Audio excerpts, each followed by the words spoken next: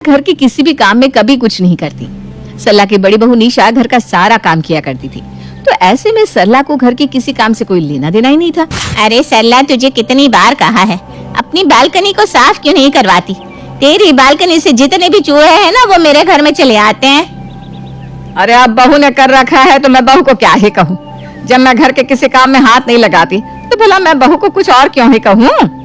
रुक, तू नहीं कहती ना तो मैं कह देती हूँ। अरे ओ बहू, तू बालकनी को स्टोर रूम क्यों बना रही है? उसे साफ रखा कर। बालकनी तो सुंदर दिखने के लिए होता है, लेकिन तूने ऐसा कबाड़ा भर रखा है कि तेरी बालकनी में जितने चूहे हैं वो मेरे घर में आ जाते हैं। माँ जी, आप तो जानती है हमारा घर कितना छोटा है। किचन में थोड़ा बहुत सामान रह भी जाए तो किचन में चूहे हो जाते हैं ना। मुझे नहीं पता तू क्या करेगी, लेकिन मैं तो यही कहूँगी बालकनी साफ करा ले बस। रज्जू की इतना कहने के बाद भी निशा को कोई फर्क नहीं पड़ता। निशा का घर छोटा था और बालकनी में वो कबाड़ भर दिया करती थी, जिससे उसकी पड़ोसन रज्जू काफी परेशान थी, क्योंकि कबाड़ की वजह से चूहे उसकी पड़ोसन रज्जू के घर में घुस जाया करते थे। अरे बहू, कभी तो सामान लेने गई थी तो लाला भी कह रहा था आपके घर में लोगों से ज्यादा तो कबाड़ नजर आता है। अब माँ जी मैं क्या करूँ, किसी दिन फुर्सत हो तो उन कबाड़ को देखकर बेच भी दूं, लेकिन सारा दिन तो घर के काम में निकल जाता है, समय ही नहीं मिल पाता मुझे। ऐसे ही समय बीत रहा था। एक रोज रज्जू एक फटी पुरानी साड़ी पहने सरला के घर आती है और आते ही सोफे पर बैठकर सरला को देखने लगती है। अरे रज्जू, ये जालीदार साड़ी पहने कहाँ जा रही है तू? और ये कौन सा फैशन है तेरा? ये फैशन भी ना तेरी बहू का दिया हुआ है। मैंने भी सोचा तुझे पहन कर दिखा ही दो कैसा। साफ साफ क्यों नहीं कहती? ये ना तेरे घुमा फिरा कर बोलने की आदत कब जाएगी? मेरे कहने का मतलब ये है कि तेरी बालकनी के जो चूहे हैं ना, उन्होंने मेरे घर में घुसकर मेरे अच्छे खासे कपड़ों का ये हाल किया है। अब तो मेरा भी दिल कर रहा है कि तेरे घर से कहीं दूर घर लेकर यहाँ से चली जाऊं। अरे तू खामखा नाराज हो रही है रज्जू। इतने दिन से जब तू हमें झेल रही है तो कुछ दिन और सही।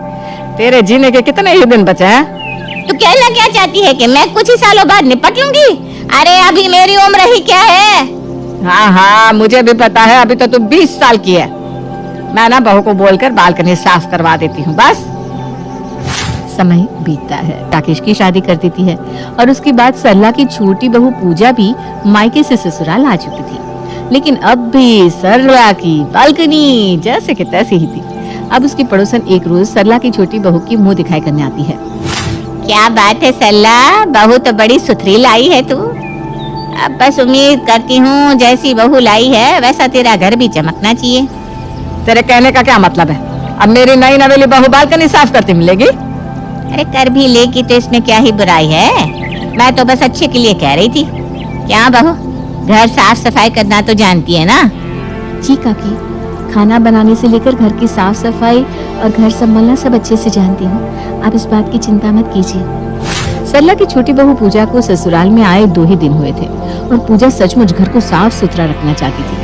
एक दिन सरला की छोटी बहू और बड़ी बहू में इस बात को लेकर बहस हो जाती है कि बालकनी को कैसे साफ रखना है। अरे दीदी, बालकनी में इतनी गंदगी कौन रखता है? तो तू ही बता, घर में कोई और जगह है जहाँ ये कबाड़ रख दिया जाए? तेरे कमरे में तो ये रखने नहीं जाऊंगी और मेरे कमरे में जगह नहीं है। माँ जी अपने कमरे में रखने नहीं देंगी और स्टोर रूम घर में है नहीं। ठीक है, अगर आपको ये कबाड़ रखना ही है तो आप अपने हिस्से में रखिए।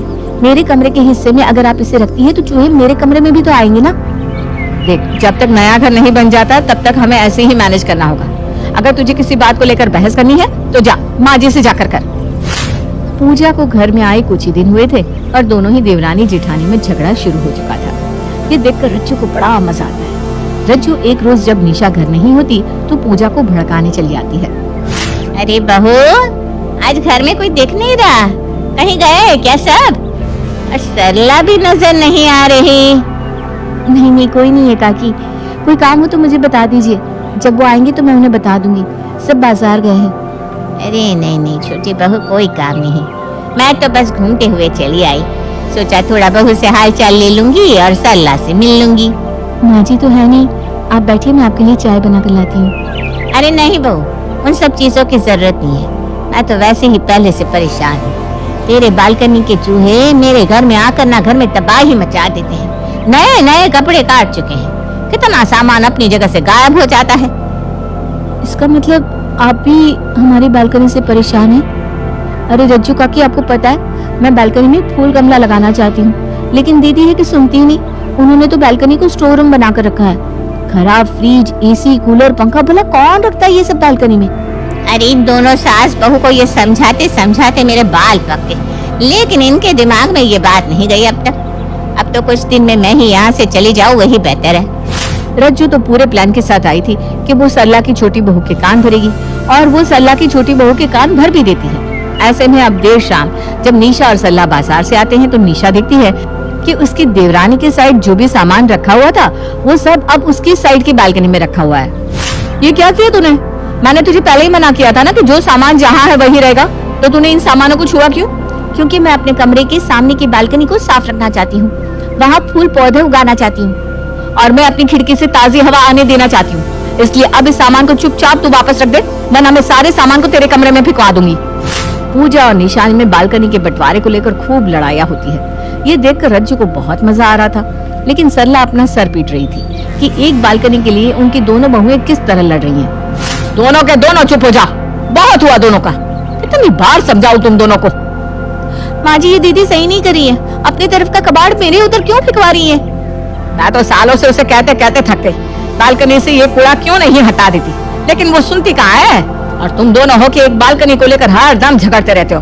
तो माँ जी, आप ही बताइए क्या करूँ? जहाँ गमले फूल पौधे लगाने चाहिए थे वहाँ पर तो पूरा कबाड़ रखकर चूहे कीड़े मकोड़े भर रखे हैं आपने। रात में ढंग से खिड़की भी नहीं खोल पाती मैं। तुम दोनों को मैं समझा समझा कर थक गई हूँ, लेकिन तुम दोनों होके समझने का नाम ही नहीं लेती।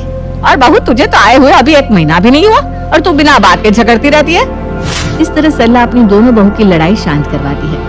कुछ दिन तक तो दोनों बहुएं एक दूसरे से बात नहीं करती, लेकिन एक रोज जब निशा कबाड़ की एक और बोरी बालकनी में रख कर आती है तो पूजा को गुस्सा आता है। अब मैं दीदी की ये हरकतें बर्दाश्त नहीं कर पाऊंगी। अब तो कुछ करना ही पड़ेगा, क्योंकि माँ जी तो मेरी एक नहीं सुनती और बड़ी वाली दीदी अपनी मनमानी कर रही है। अब दोनों को सबक मैं ही सिखाऊंगी। इतना बोलने के बाद पूजा मार्केट जाती है और मार्केट से एक हेलमेट उठाकर लाती है। और जब सुबह के समय सब अपने कामों में लगे होते हैं, तब कबाड़ के ढेर में जो मधुमक्खी का छत्ता लगा था, पूजा जाकर उसे छेड़ देती है और वो मधुमक्खियां सबसे पहले हॉल में बैठी सरला पर हमला करती है। उसके बाद निशा पर, जो हॉल में चाय देने पहुंचती थी। हालांकि पूजा ने तो खुद को अच्छे से कवर कर रखा था। हेलमेट पहने अपने हाथों को ढके पूजा आराम से कमरे में जाकर छुप जाती है। पूजा तो मधुमक्खी को छेड़ने के बाद छुप जाती है, लेकिन हॉल में चाय पी रही सरला पर मधुमक्खी हमला करती है। तभी सरला की पड़ोसन रज्जू का भी आना होता है। अरे अरे, ये क्या हो गया? ये क्या काटने लगे? अरे सरला, बचा मुझे। ये मधुमक्खी कहाँ से आई? कहीं ये तेरे बालकनी वाली मधुमक्खियाँ तो नहीं? अरे माँ जी, अरे माँ जी, मुझे काट लिया, बचाओ ना मुझे। अरे पहले खुद को तो बचा लूं। कितनी बार कहा बहू तुझे बालकनी साफ कर ले, आज तुझे भी सबक मिल ही जाएगा। अब कुछ देर बाद रज्जू, सरला और निशा तीनों ही हॉल में नीचे सोफे पर पड़े मिलते हैं। किसी का हाथ सूजा होता है तो किसी का गाल, और सरला की तो आंखें ही सूज चुकी थी। अरे माँ जी, ये क्या हुआ? सब ठीक तो है ना? ये सबके चेहरे इतने बदले बदले क्यों लग रहे हैं? अरे मधुमक्खी आज अपना रस छोड़कर यहाँ आ गई और हमारा रस चूस गई। अरे कितनी जलन हो रही है। अब देखती हूँ माँ जी, बालकनी का बंटवारा आप कैसे नहीं करती। तेरे घर से मेरे घर राहु केतु का आना जाना पहले कम था, जो अब मुझे इन डंक वाली मधुमक्खी से कटवा दिया। अरे तो काकी, आप भी तो गलत समय पर एंट्री मारती है, आपको भी तो सोचना चाहिए था ना। अरे बहू, तू सही कह रही है, मैं भी गलत समय पर ही एंट्री मारती हूँ। अब 3 दिन से पहले बिस्तर से ढंग से उठ भी नहीं पाऊंगी, ये तो तय है। पूजा का प्लान तो कामयाब होता है, लेकिन अब पूजा इस इंतजार में थी कि उसकी सास बालकनी को लेकर क्या फैसला लेती है। लेकिन जब शाम तक कोई फैसला नहीं आता तो पूजा खुद ही अपनी सास और जेठानी के पास जाती है। माँ जी, अब तो आपकी तबीयत ठीक है ना? मुझे ना आपको देखकर बहुत तरस आ रहा है। कितनी बुरी तरह काटा है आपको मधुमक्खी ने। अरे जाकर गर्म पानी लेकर आ, थोड़ा सेक लूं, और खाना बनाने का काम आज तेरा ही है। हाँ हाँ माँ जी, वो तो मैं कर दूंगी, लेकिन अपनी बालकनी को लेकर क्या फैसला लिया, मुझे ये जानना है। आप कुछ बोलती क्यों नहीं? अरे पहले मरने से तो बच जाओ, फिर तेरी और जेठानी की आपसी रंजिश वाली बालकनी का फैसला भी कर दूंगी। इस बात को भी कई दिन बीत जाते हैं और अब तो सरला के साथ निशा भी ठीक हो चुकी थी, लेकिन पूजा को जिस चीज का इंतजार था वो अब तक नहीं हुई थी। एक रोज निशा खाना बनाने के बाद अपनी सास के सामने खाना परोसती है तो खाना देते हुए निशा कहती है, माँ जी आज दाल में देसी घी का तड़का लगाया है, देख रही है ना आप क्या खुशबू आ रही है। हाँ लग तो रहा है कि दाल अच्छी बनी है, लेकिन ये क्या है दाल में? दाल में छिपकली गिरी थी जिसकी पूंछ बाहर लटक रही थी। अब जैसे ही छिपकली की पूंछ को पकड़कर सरला उठाती है, पूरी छिपकली दाल से बाहर आ जाती है। ये क्या है? जिंदा छिपकली? अरे बहू खाने में छिपकली भी डाल कर लाई है देसी घी के साथ, तू मुझे मारना चाहती है क्या? अरे माँ जी क्या हुआ? ये छिपकली दाल में से निकली है क्या? हाँ और नहीं तो क्या। अरे खाना बनाते हुए तुम दोनों का ध्यान कहाँ रहता है? अभी इस छिपकली की पूंछ नहीं दिखती तो शायद तो मैं इसे खा ही लेती। माँ जी मैं तो किचन में थी ही नहीं, और ये छिपकली भी ना बालकनी में रखे कबाड़ से निकल निकल कर आ रही है। हे राम बड़ी बहू, अब भी तेरे अंदर कुछ शर्म बची है तो बता दे। माँ जी अब तो मैं कहती हूँ उस कबाड़ को हटा ही दो और वहाँ कुछ अच्छा सा लगाइए। मुझे तो समझ में नहीं आ रहा, जब तक किसी को कुछ हो नहीं जाता तब तक ये कबाड़ यहाँ से हटेगा नहीं क्या? अरे कहाँ रखे उसे? कितनी बार तो एक ही बात को लेकर खींचती रहेगी। मैंने तुझसे कहा ना कि हमारा घर छोटा है। तो जो सामान काम का नहीं उसे तो हटा सकते हैं ना, लेकिन हम उसे भी नहीं हटाते। ये सब बातें हो रही थी तभी सरला की पड़ोसन रज्जू आती है और रज्जू भी तीनों को बहस करता देखकर कहती है, अरे किस बात को लेकर तुम तीनों सास बहू के बीच बहस हो रही है? अरे क्या बताऊं, जैसे ही खाना खाने बैठी वैसे ही खाने में छिपकली निकली। अरे वो तो भला हो मेरी नाक हो का जो बुढ़ापे में भी चमक रही है, और मैंने दाल की कटोरी में छिपकली की पूंछ देख ली। राम राम राम राम, ये छिपकली जरूर ना तेरी बालकनी से आ रही होगी। अरे अब तो साफ करवा ले बालकनी। इस उम्र में अगर मुझसे काम होता ना तो मैं कब का साफ सफाई कर देती। अब एक बहू को बालकनी के कबाड़ में भी काम की चीजें नजर आ रही है, तो वहीं दूसरी बहू को वो कबाड़ लग रहा है। दोनों पूरा दिन बालकनी को लेकर लड़ते झगड़ते रहता है। जहाँ एक तरफ बालकनी और छिपकली को लेकर बहस चल रही थी, वहीं दूसरी तरफ रज्जू की साड़ी में कॉकरोच घुस जाता है। अब रज्जू पूरे हॉल में कूदने लगती है। अरे ये क्या हो रहा है? गुदगुदी हो रही है। अरे ये क्या हो रहा है सरला? अरे मेरी साड़ी में क्या घुस गया देख तो। काकी आपकी कमर पर कॉकरोच है, रुको मैं हटाती हूँ। हटाओ इसे मेरी कमर से।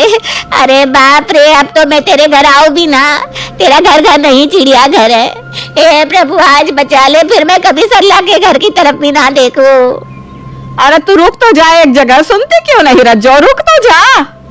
रज्जू भी अब सरला के घर कभी न आने का प्रण लेती है, और सरला तो अपने घर में घूम रहे कीड़े मकोड़ों से पहले से परेशान थी, लेकिन फिर भी सरला अपनी बालकनी को साफ नहीं करवा पा रही थी, क्योंकि सरला की बड़ी बहू निशा इसके खिलाफ थी।